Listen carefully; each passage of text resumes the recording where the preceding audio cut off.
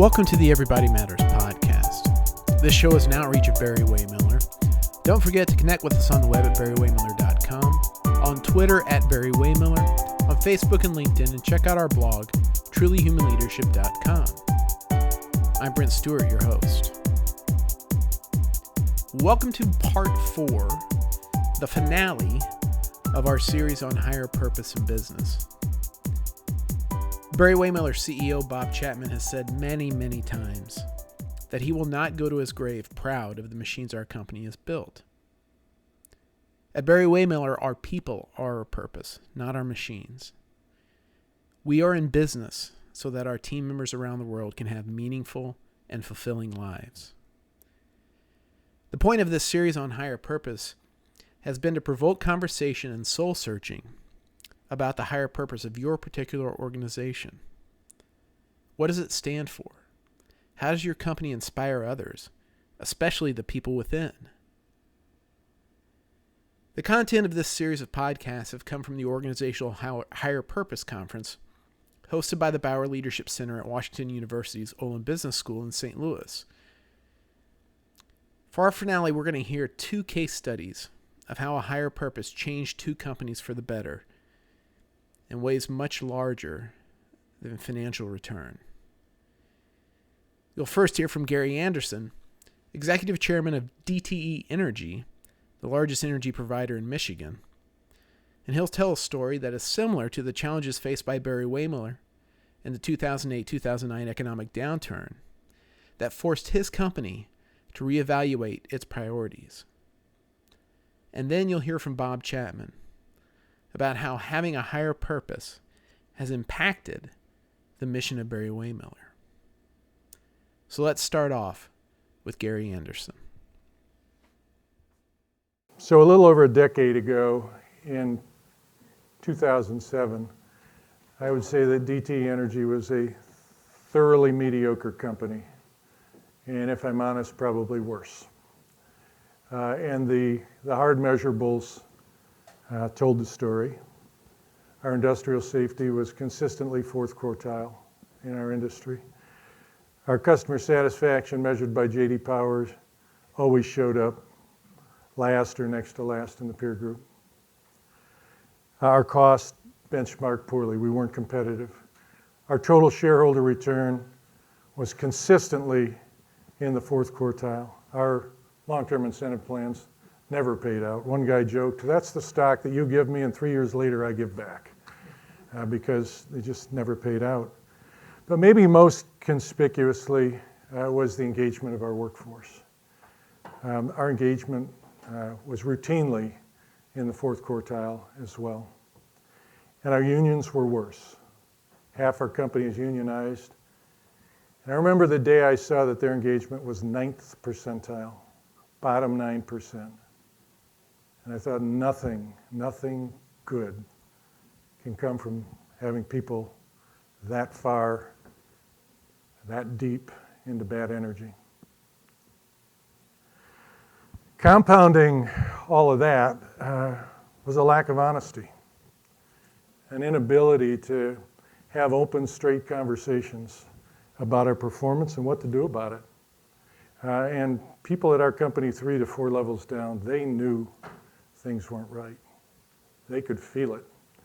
But our leaders had cultivated an exceptional ability to make excuses, to excuse our performance. And that's what we did rather than have genuine conversations about what we needed to do to fix things. So I remember telling my top 200 leaders at a gathering in mid-2007 that I had concluded that the root cause of all of this was a deeply broken culture, and that our job was to fix that. But I also have to tell you that I did not know how to do that.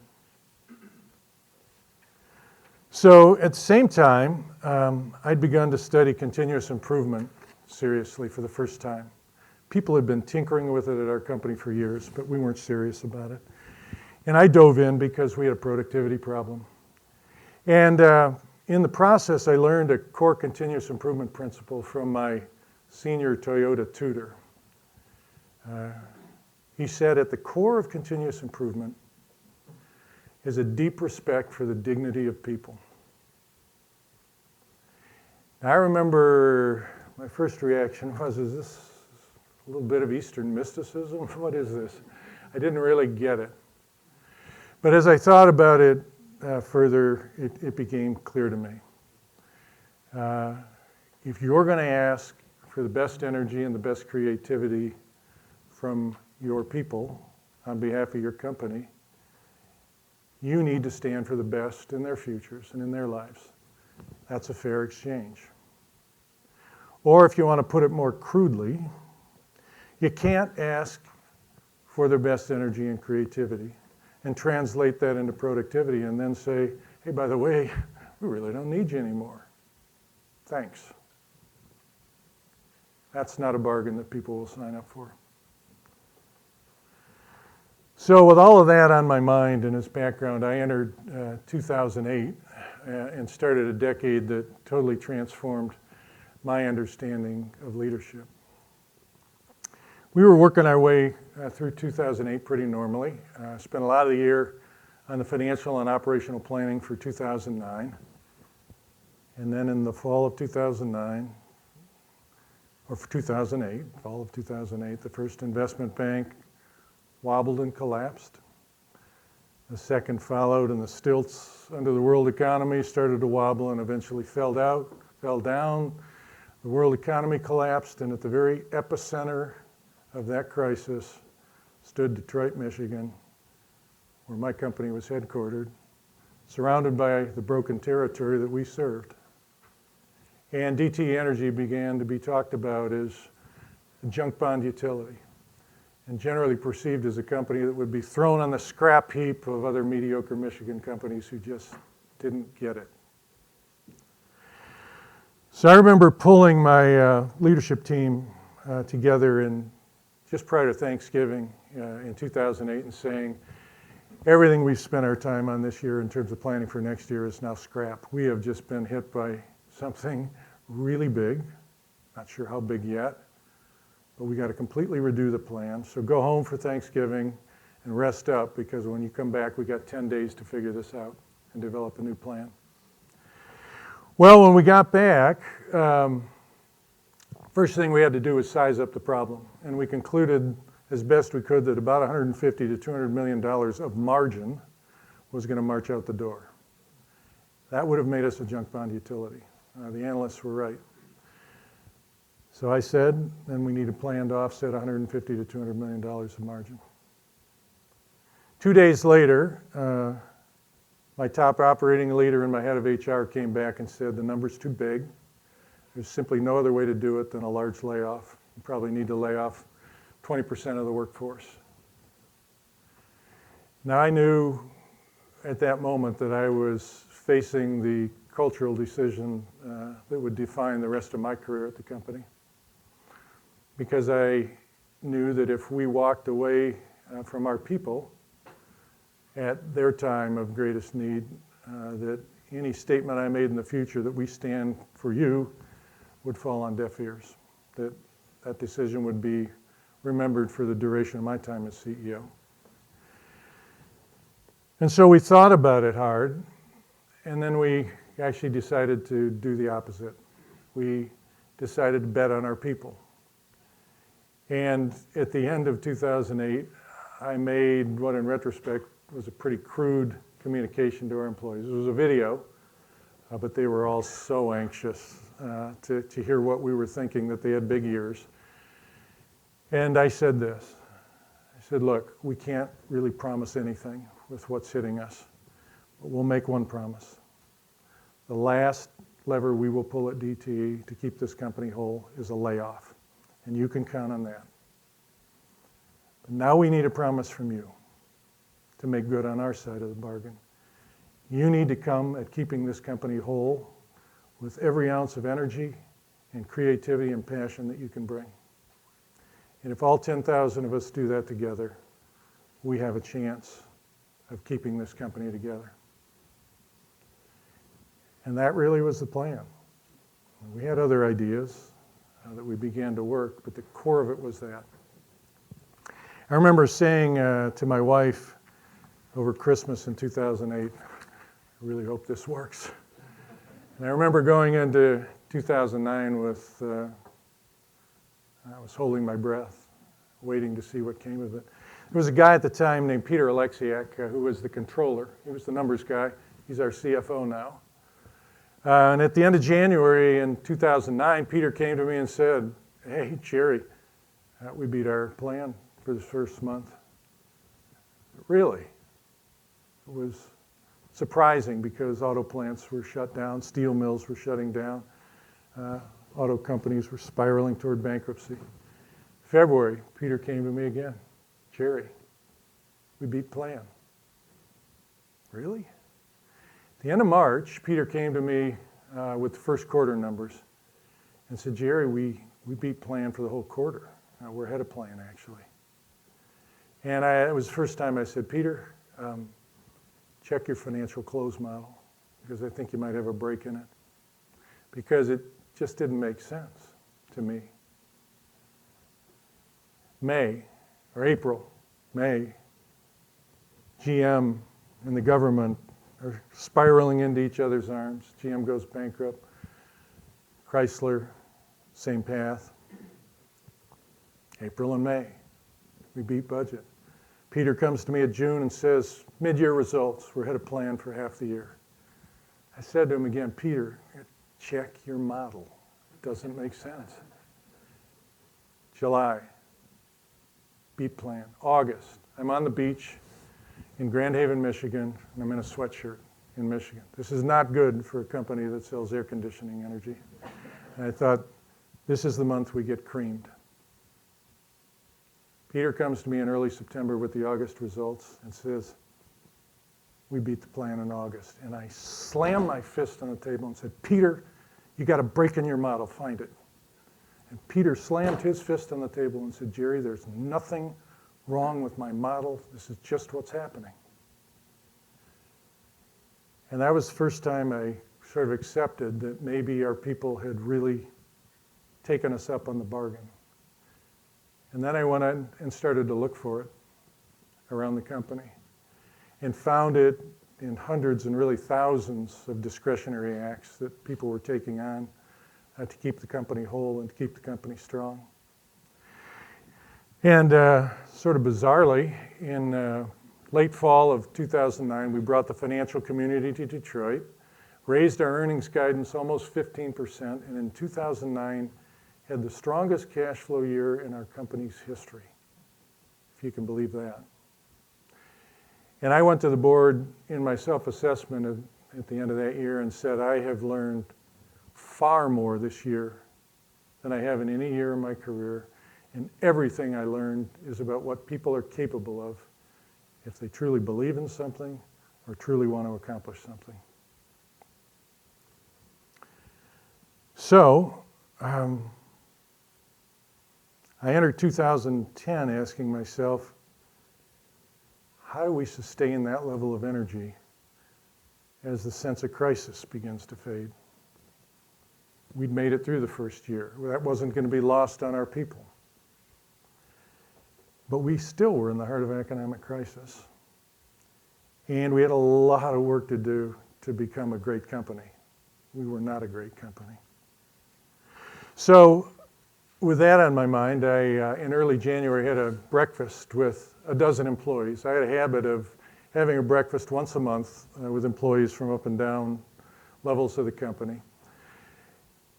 And at the end of that breakfast, I noticed a woman sort of standing off back in the corner.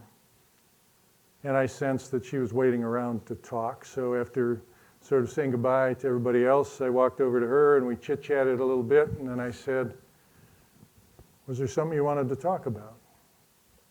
And she said, "Well, there is." She said, I never had the chance to properly thank you for what happened last year."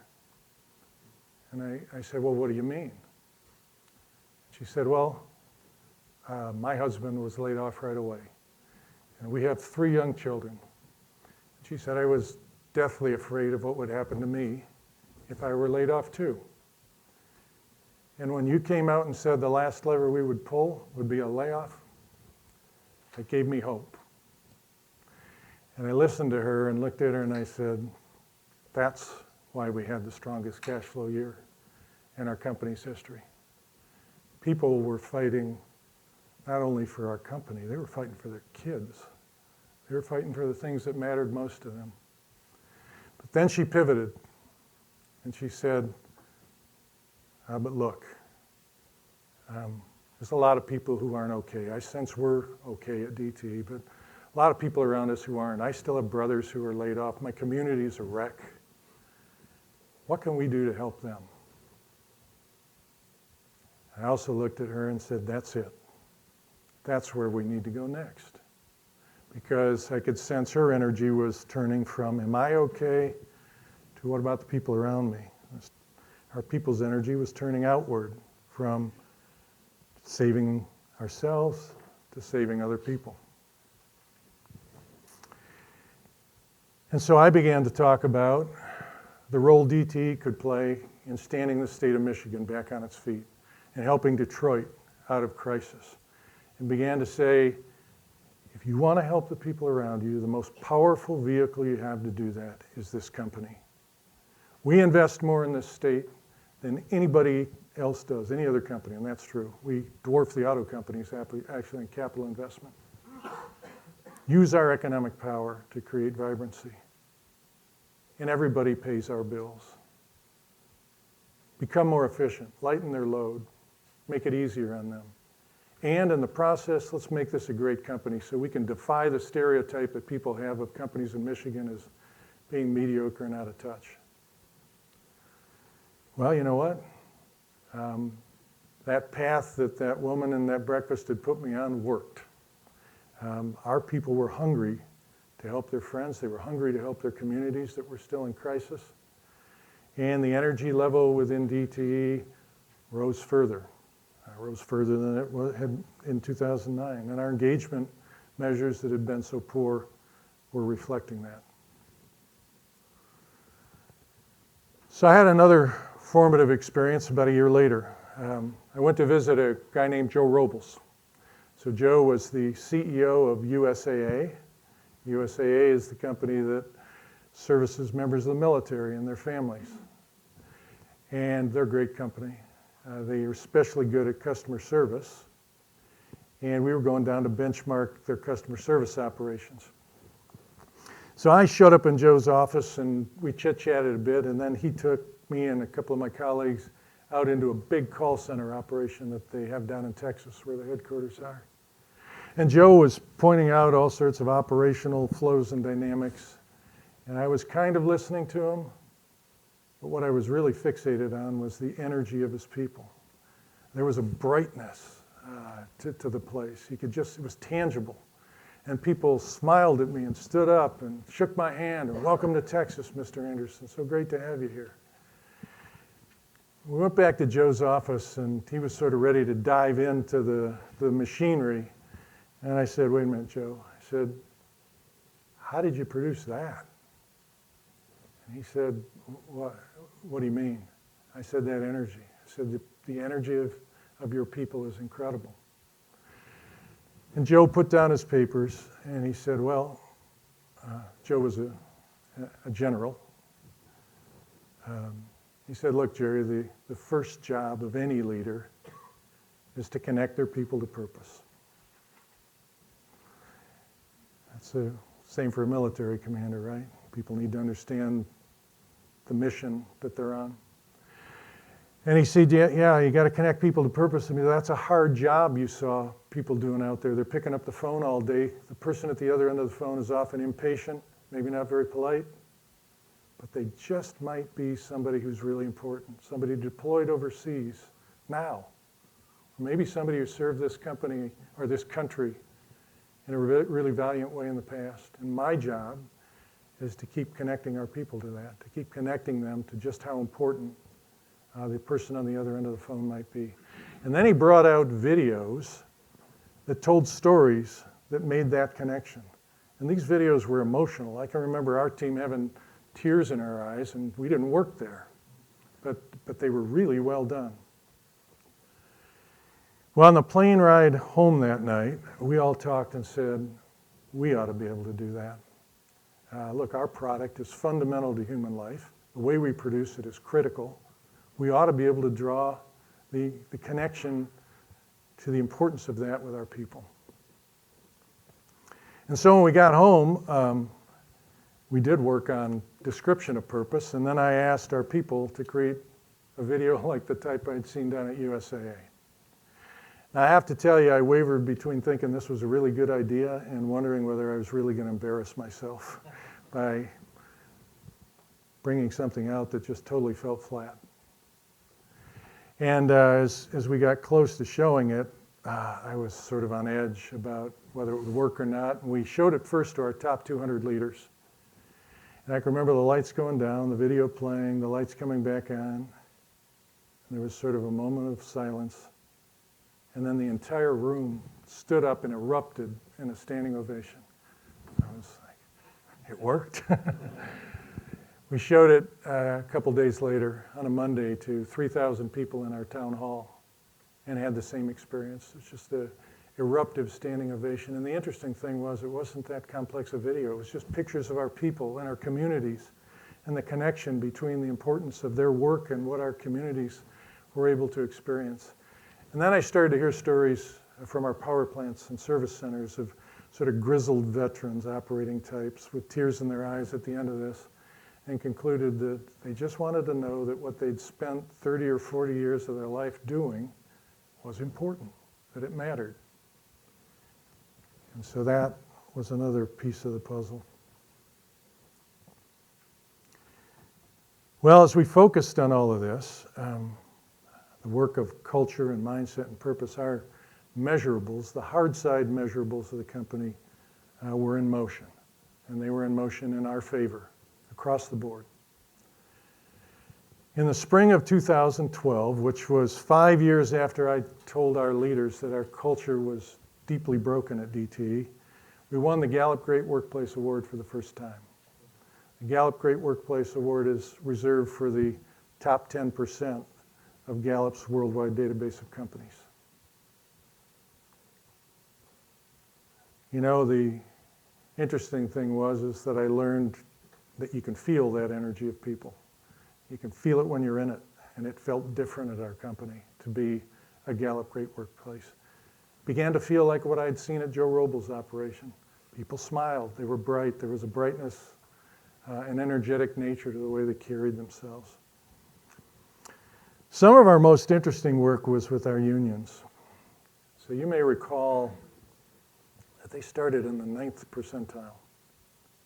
And I remember a pivotal meeting and discussion with my union presidents. We hold a quarterly meeting. And at this meeting, we were discussing safety results. And the safety results were actually really good. And at the end of the discussion, the conversation devolved into bickering about silly things. And I remember walking to the back of the room and just rubbing my head, thinking, how could this be? And I told my head of HR, I'm out of here. I'm not talking about what I came here to talk today. I'm not talking to people in this environment. And he said, Gerry, you can't do that. You're the next person on the agenda. And I said, well, I'm not talking about that. So I went up to the front of the room and essentially said, we had an honest conversation, maybe for the first time as a group. I said, you know, the low engagement of your people is an indictment of me, but it's an indictment of you too. Your people want to be happy at this place. They aren't. We should work on that together. They took us up on it. And after a couple of years of work, by 2014, our unions had moved from the 9th percentile to the 90th percentile. And it was an amazing change in what it felt like to be around our union personnel. Just so different. So what did all of that work yield? Well, by 2018, that thoroughly mediocre company of a decade earlier was a lot different. So our engagement, 2018, and we just got our results 2 weeks ago, in fact, is now top 3% of Gallup's worldwide database. So 97th percentile, not bottom 20. We've won the Gallup Great Workplace Award 7 years in a row now, and our most recent result will make it 8. So that puts us in somewhere between the top, one of 5 or 10 companies that have ever done that over their decades of measurement. Our safety in 2008 was the best in our industry. It had started bottom quartile routinely. And the National Safety Council measured our safety culture as top 2% across all industries, actually, in the United States. Our customer satisfaction in 2018 was top 1 or 2 in our peer group. So very different from where we'd started. And our total shareholder return, which had been so poor at the outset, for the decade that I just described, we had a total shareholder return of 451%, and the average utility or energy company in the Dow Jones Utility Index was 225. So it turned out that our return was almost precisely double the average company in our industry. And then finally, Points of Light, which focuses on corporate citizenship, has for the last 2 years named us Michigan's top corporate citizen. And we're the only energy company in the country that has been given that award by them. So I still won't say we're a great company. We got a lot to fix, but we're a lot better than we were. We're a lot better than the deeply broken company we were. And our focus on our people and on purpose and on service dramatically improved those results. So what did I learn from all of that? Well, I have 6 quick lessons I'd share. First lesson I came away with is that the fountainhead priority at any company, the seminal priority, is maximizing the discretionary energy that your people will give. Everything else depends on that. If you got it, you're way ahead. If you don't, it's kind of over. Second, people give their discretionary energy to what they admire and believe in and love. Our job is to make our companies worthy of that kind of energy. If you don't, people will take their energy elsewhere, put it in their families, their church, maybe a nonprofit. But if you do, if you make your company a place that deserves their best energy, they'll give it to you, and when they do, as I discovered in the economic crisis, it's absolutely magical in terms of what it produces. It's transformative. Third, the surest way to do that, the surest way to earn that energy, is to tie your company visibly and tangibly to the service of other people. People will give their energy to that. Most people want to serve other people. And they'll give their energy to our companies if we can show them that serving others is what we're at, what we're about at our core. And actually, through this whole experience, I've come to a different way of thinking about what companies are. I was trained up in a business school to think of them as operations, machinery, strategy, and so forth. I now see companies as nothing more than a place where people come together to combine their collective energy and put it at the service of other people. Now, to do that, they need to be profitable and have good operations and so forth. But fundamentally, we're a collecting point for people's energy to serve other people. Fourth, our first job as a CEO or a leader in a company is to stand for all of this and to do that unwaveringly. Because if drawing discretionary energy is so critical, and if we earn it by making our company a place that people love and admire and they connect with serving other people, then our job as CEO or a leader is to relentlessly stand for that. It's been said that the consciousness of an organization won't rise above the consciousness of its leaders. I think that's true. And if that's true, then our first job is to work on ourselves, to raise our own level of play and our own level of consciousness, to expand our own understanding, and then to spread it. And you spread it by having honest, authentic conversations with your people about what you believe in, what you stand for, and what the company should stand for as a result. Fifth lesson is this work requires courage.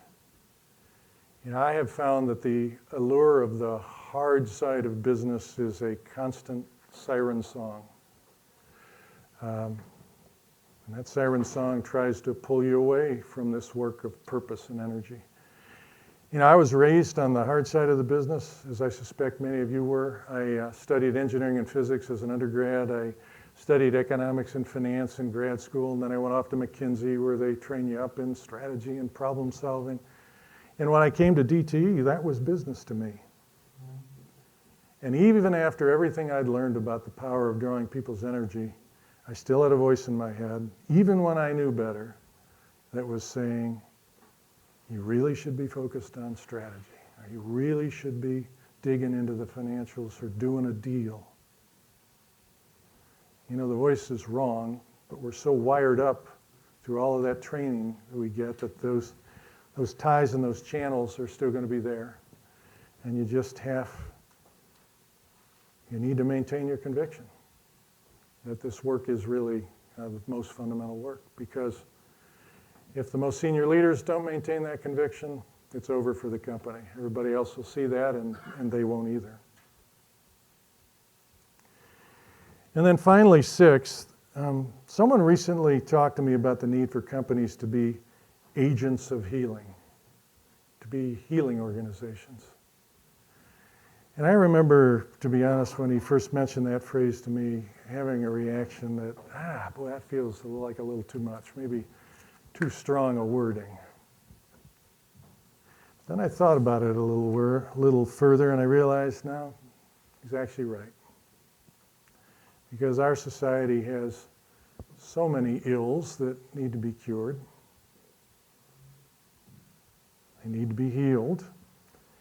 And if we're waiting for the government or for the nonprofit sector to step in and heal those things, I think it's going to be a really, really long wait. We'll wait forever on that. Now, look, government and nonprofits have a role to play, but the problems are just too big for them. In our society, so much of the power and creativity and energy resides in the private sector, that if we don't harness that power and energy and creativity to deal with some of our most important social ills, I think we fail. So I think we have to see it as our business to be in the middle of the healing, so to speak. But if I loop all the way back to lesson one, which is that fountainhead priority, maximizing the available human energy in our companies and drawing discretionary energy, I don't think there's any better way to tap that energy, no better way to deserve it, and make that energy available to our companies to drive the hard side results than by being part of the healing process in our communities, and by at heart becoming a healing company. Some years ago, one of our directors, Dick Ford, sent out a couple of organizational development professors from Washington University to interview me early in our journey. And after about an hour-and-a-half interview, they said to me, "You're the first CEO I've ever talked to that never talked about his product." And I said, "We've been talking about our product for the last hour and a half. It's our people. We build capital equipment around the world, but I won't go to my grave proud of the machines I built. I will go to my grave proud of the people who built those machines, who had lives of meaning and purpose." So I would say to you, in terms of igniting a human revolution, one of the things that I've observed, and I have the privilege of speaking all over the country now in every part of our society, and I feel the pain that we're talking about here today, the lack of purpose, the lack of meaning. And I would say to you that what we need to do is we need to create a human revolution. We had an industrial revolution, which was about economic value creation. But what we didn't do is we didn't marry that with human dignity. We took people off of farms, we put them in factories. They made more money consistently, they could afford a home and to provide. But it was not for the dignity of that person. It was, we needed people to create economic value.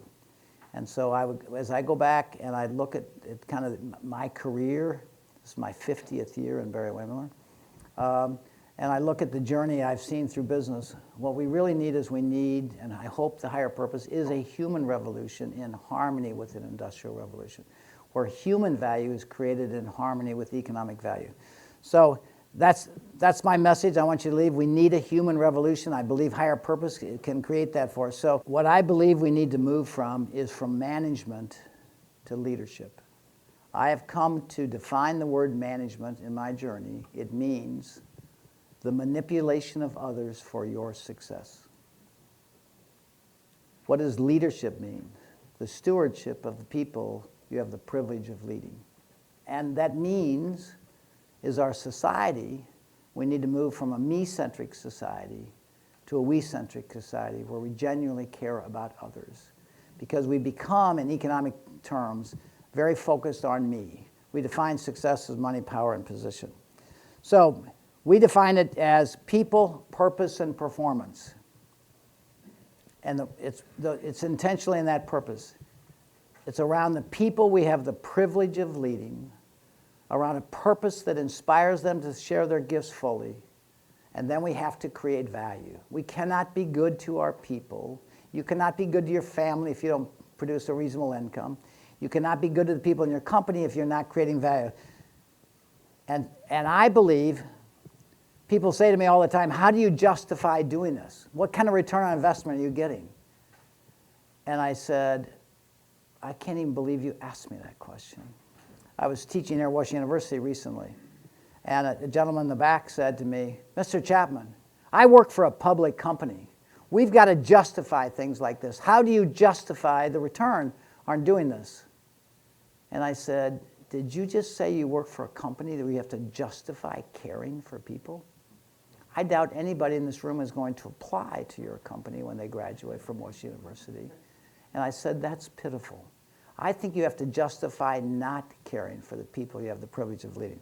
So I believe you can create, and that's our message, you can create human value and economic value. They are not in disharmony. You don't have to give up economic value to care for people. In fact, they're actually in harmony. And I'm going to walk you through something. So about 3 years ago, I live in Aspen, Colorado, and about 3 years ago, my granddaughter graduated from Aspen High School. And as each of these 125 kids walked up to get their diploma, there was great cheering from the families as each child got their diploma, excited about them going to the next phase of their life.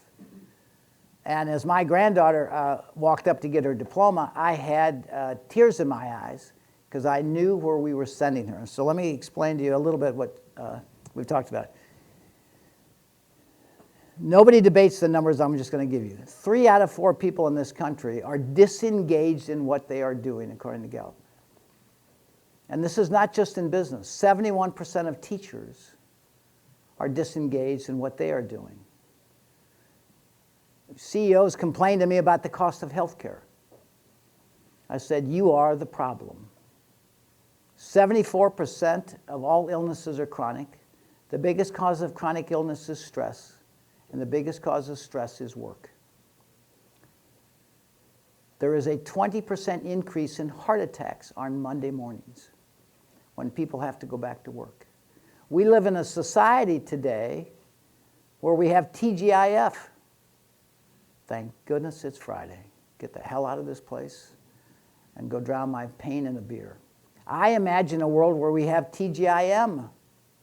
Thank goodness it's Monday, get away from the kids, the spouse, and actually be to a place where I feel cared for. 88% of people in this country feel they work for an organization that does not care about them. And again, I speak in the military, I speak in the government, I speak in healthcare. It is prevalent in all part of our society. We have never learned to care for people. The Mayo Clinic told us recently that the person you report to at work is more important to your health than your family doctor, which goes back to the stress issue. We recently learned that over 50% of people would trust a stranger before they would trust their boss. And not surprising from what I've just told you, 65% of all people would give up a salary increase if they could just fire their boss. That is the society I was sending my granddaughter into, and you can see why, given the reality I've seen, I had the concerns that I did. Jeffrey Pfeiffer, a legendary Stanford professor from University City, just wrote a book called Dying for a Paycheck, and he doesn't mean anxious to get it. He estimates we're killing from work-related stress over 120,000 people a year. Okay? So every part of what I experience, what we are suffering from is leadership malpractice. Okay? It's also described as an epidemic of anguish. I was speaking to university presidents at Brown University last spring, and I went up to Harvard ahead of time, and I said, you know, what's on the minds of our university presidents? And they said, the articles that are being written is described as an epidemic of anguish, that the amount of anxiety and depression young students are entering colleges today is at an epidemic level, and they don't feel they can handle it. Okay, I spoke at Charleston Air Force Base, spoke to 1,700 airmen a few weeks ago. And the Air Force shut down the base for a day of suicide prevention. Today, more airmen are dying of suicide in the Air Force than in combat. I then spoke in Charlotte at a medical gathering on this issue of physician burnout. And we have sponsored by AMA, Stanford, and Mayo Clinic. And we have a record level of burnout and suicide in the medical profession. In every part of our society, despite record unemployment, because I thought our government's purpose was to provide an environment for economic prosperity and safety. We have the lowest unemployment in 50 years. We are at peace in the world, and we have one of the highest levels of anxiety. Why? Because we don't know how to care for each other. That me society. So I would say to you, while we do good in the world, could we do less harm? And I'll tell you a really brief story. A private equity investor heard me speak one time, and he flew out to Aspen to have dinner with me. I sat down with him. I said, Jay, what do you really feel good about in your life? He said, well, I'm known for my $140 million gift to Notre Dame, but what I feel good about is the 5 or 6 minority athletic students we could help every year with scholarships. I said, that's wonderful, Jay. How many people work for your companies in the world? He said 100,000. I said, so you're telling me you're really proud of 5 or 6 students you could help and you don't give a shit about the 100,000 people that made it possible for you? And this really fine gentleman, who's just playing the game of the way it's defined, said, I never thought about that. So I would say to you, while we do good in the world, we have a society where we celebrate people that write checks to charities. Wonderful family. They just gave to the Cancer Society, the United Way. And a gentleman came out to the Aspen Institute a few years ago, a New York Times reporter, and said, while we do good in the world, could we do less harm? And they said, what do you mean? He said, thank you for writing the check. It's very generous of you. But how did you get your money? And they booed him out of the room. Because it doesn't matter how you get, as long as you write a check, you're going to go to heaven, okay? It doesn't matter how you got that wealth. And so his statement was, while we do good in the world, could we do less harm? Which is what I had talked to you about. So what we've learned is the way we lead impacts the way people live. And I'm going to add to the dimension of health, because I doubt any one of you in promoting somebody to a position of leadership said, you're now going to run the accounting department. The way you lead that department is going to determine the health of the people in your department and how they go home and treat their spouse and their children. When we began our university to convert managers into leaders internally, 95% of the feedback we got when we started teaching people how to care for the people they had the privilege of leading was how it affected their marriage and their relationship with their kids. They didn't say, I came in and ran a better production department, accounting department, sales department. They came in and said, my marriage is improved and my teenage daughters are talking to me. Because our leadership model came from Cynthia and my raising of 6 kids. Okay, what is parenting? The stewardship of these precious lives that come into our families through birth, adoption, or second marriage that you all take very seriously. What is leadership? The stewardship of those precious lives of people who walk in your building everywhere in the world and simply want to know that who they are and what they do matters. So we can make a difference. We don't need to pass any laws or raise taxes. So I look back on my education in Indiana and Michigan and my experience in Price Waterhouse shortly. I took management classes, got a management degree, and got a job in management. So what did I try and do? I tried to manage people. Name anybody in your life you can manage. Why do we use these words in business? Management, bosses, supervisors. Name anyone you want to have that you wouldn't rather fire, okay? I was never taught leadership. It was implied I saw people as objects for my success. Okay, I needed an engineer, I needed an accounting department for my success. And we define success in my perception as money, power, and position. Get those and you're going to be just fine. I was never taught to inspire the people I'd have the privilege to lead, and I was never taught to care for the people I would have the privilege of leading. So that is what I call traditional management. So again, just real briefly, Barry-Wehmiller is about a 120-year-old company, 125-year-old company that I stepped into in 1969 from Price Waterhouse, and today it was a broken $18 million old company with old technology. Today it's a global company with $3 billion in sales, 12,000 people. Our share price has gone up about 14% a year for 25 years in a row. So we're not a non-profit organization, okay? We're a combination of 110 acquisitions around the world. So what I'm talking to you about today, these points I'm making, are not an American issue. They're a global issue. In every country we operate, the issues are identical, absolutely identical. People simply want to know they matter. And you have the power and the opportunity to show that to them. So our journey to truly human leadership, again, people, purpose, and performance. And I think the most significant story I tell, I had 3 revelations, and I'm going to focus on the one that has the most impact, that converted me from traditional management to what I call truly human leadership. And I was at a wedding in Aspen. A friend of ours from St. Louis, daughter was getting married to another friend of ours' son. And with traditional ceremony, all of you have been there. And as my friend was walking his daughter down the aisle, everybody oohed and ahhed how special she looked, how proud he was. And when he got to the altar, he took the hand of his daughter and gave it to this young man and said, her mother and I give our daughter to be wed to this young man. And he sat down next to his wife and they started hugging him. Having walked 2 of my precious daughters down the aisle, I knew that's what he was told to say at the rehearsal dinner, but that's not what he wanted to say at the rehearsal dinner. At the wedding. What he wanted to say is, look at young man. Her mother and I brought this precious young lady in this world. We have given her all the love and care we can possibly give her. And we expect you, young man, through this marriage, for you to allow her to continue to be who she's intended to be, as she will with you.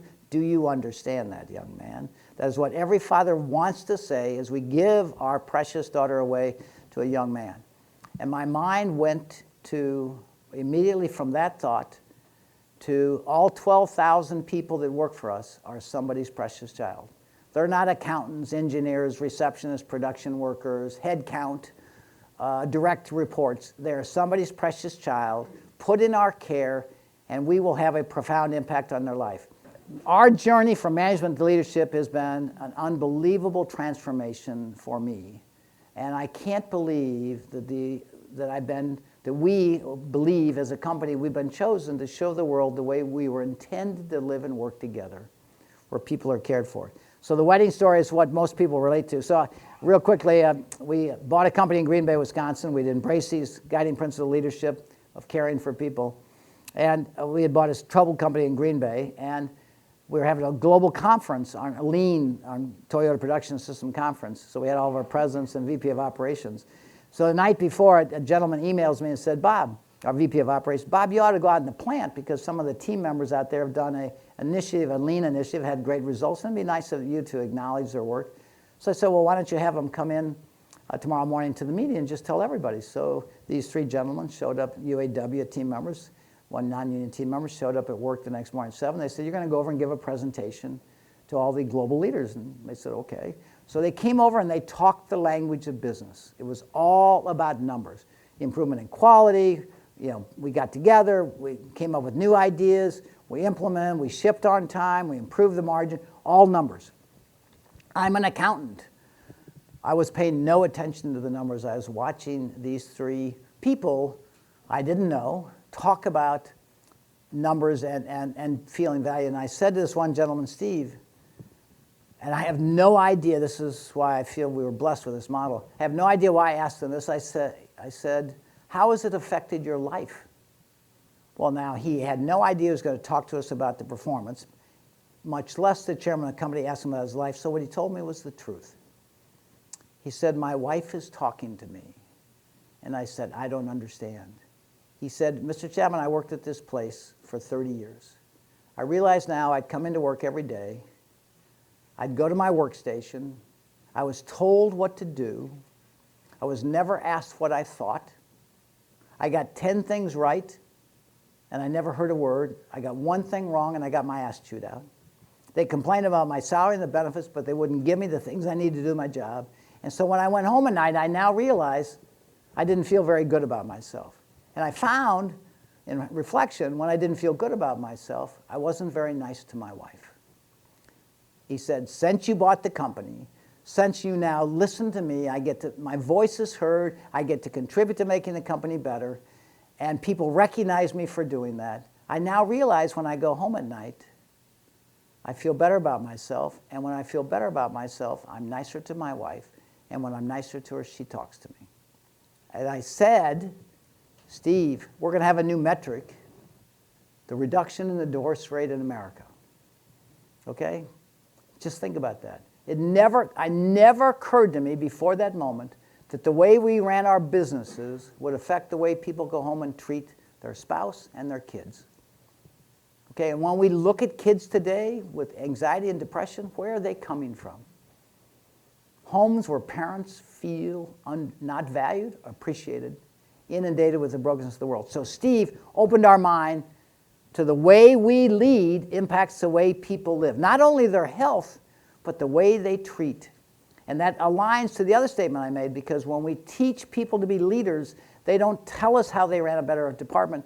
They tell us how it affects their marriage and their relationship with their kids.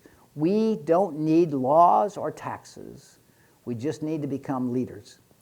So what we've learned along the journey, leadership means the stewardship of the lives entrusted to you. Everybody that works for you simply wants to know that who they are and what they do matters, and you have the power and the gift through recognition and celebration to do that. A core tenet is the first thing we teach people who are going to become leaders is how to listen with empathy. I thought when you cared for somebody, you went over and talked to them. It turns out when you care for somebody, you go over and listen with empathy. So the first class we teach is how to listen with empathy. That is the most powerful class we do. In colleges and university, we teach debate and speech, but we don't teach listening. It is the greatest thing we have learned in this journey. Recognition and celebration. When you're raising kids, I told you our leadership model came from raising kids. If you don't compliment somebody 5 times for every 1 time you maybe have an idea they could do better, they struggle to hear it and they depress. There's no difference in your company. Okay? We're all just grown kids. And are you the leader that you would like your children to have? When you look at your standard of care in your company, would you treat your kids the way you've been treated? So, Barry-Wehmiller developed about the time of the Enron scandal and the Clinton-Monica Lewinsky scandal. We were trying to define our purpose, our higher purpose. We didn't call it that then, it simply came to us. And we came up with an expression stimulated by the lack of respect for leadership in this country, politically, business-wise. We are going to measure success by the way we touch the lives of people. What did the CEO roundtable statement make? We need to think of something other than shareholder value, stakeholder value. This is just the way we say it. We measure success by the way we touch the lives of people. We're at a time when we need a deeper connection with our human spirit to make a link between our search for meaning and the organization's purpose, which is the higher purpose. We know what it is, which is to create value for people.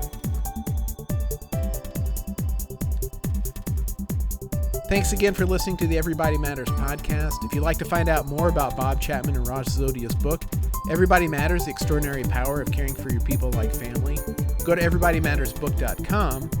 And for updates on the book, this podcast, and a lot of great content and insight, don't forget to connect with us on the web at barry-wehmiller.com, on Twitter at Barry-Wehmiller, on Facebook and LinkedIn, and check out our blog, trulyhumanleadership.com. I'm Brent Stewart. Thanks for listening.